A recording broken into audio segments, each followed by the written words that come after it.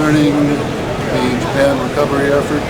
Everything is on track, going very well, and we're going to be making a report during the chapter meeting tomorrow morning, in fact, a PowerPoint slideshow pointing out some of the facts and figures so people can see the actual progress that we've been making.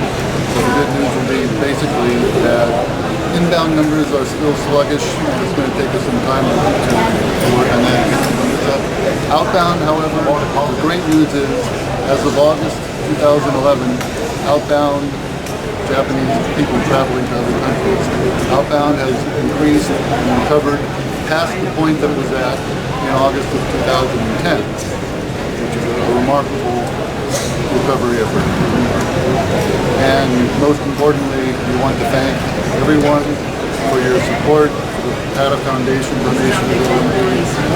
Much appreciated, and your sincerity and your effort and your help and everything definitely helped us to recover to the point we're at for today.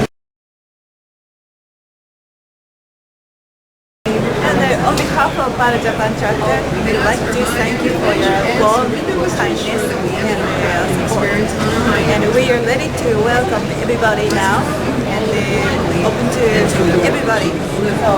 We're open for business. Yes. Please come to Japan.